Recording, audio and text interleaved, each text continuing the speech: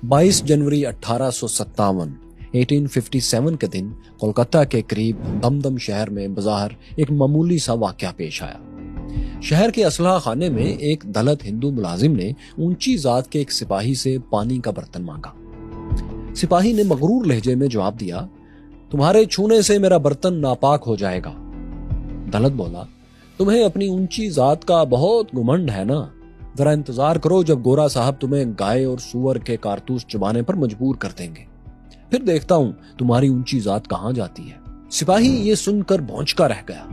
उसने पहला मौका मिलते ही बाकी हिंदुस्तानी सिपाहियों को भी खबरदार किया कि गाय और सूअर के कारतूस आ रहे हैं। शाम तक शहर का हर हिंदू मुस्लिम फौजी ये बात जान चुका था।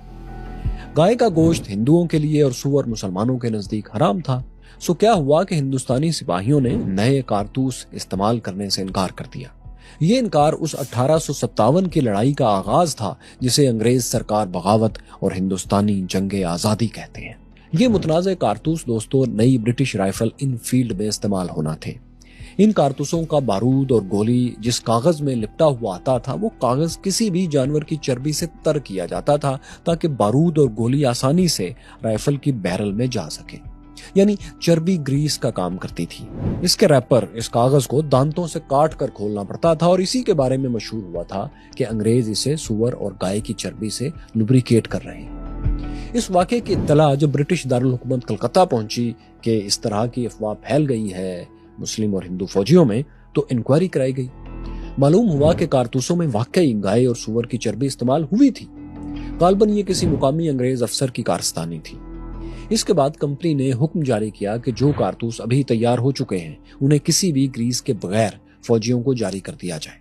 फौजी अपनी मर्जी की ग्रीस इस्तेमाल करके वक्ती तौर पर काम चला रहे, जबकि असलहा फैक्ट्रियों को यह हुक्म जारी कर दिया गया कि आइंदा जो भी कारतूस बनेंगे उनमें भेड़ या बकरी की चर्बी इस्तेमाल की जाएगी।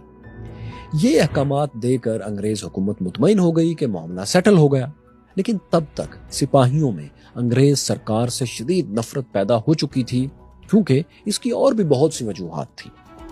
दरअसल कंपनी सरकार की हिंदुस्तानी फौज 3 हिस्सों में तकसीम थी, बंगाल आर्मी, मद्रास आर्मी और बॉम्बे आर्मी। इनमें बंगाल आर्मी सबसे बड़ी थी जिसमें 1,39,000 जवान थे। इन तीनों फोर्सेस को ब्रिटिश ऑफिसर्स लीड करते थे। ये ऑफिसर्स हिंदुस्तानियों के मज़ाहब और लाइफ स्टाइल से चिढ़ते थे और इन्हें बदलना चाहते थे। वो अक्सर अपने फौजियों के सामने बाइबल पढ़ते थे ताकि उनके सोल्जर्स को भी तरगीब हो और वो क्रिश्चियनिटी की तरफ राग़िब हो सके। 1856 में 1856 में एक कंट्रोवर्शियल कानून सर्विस इनलिस्टमेंट एक्ट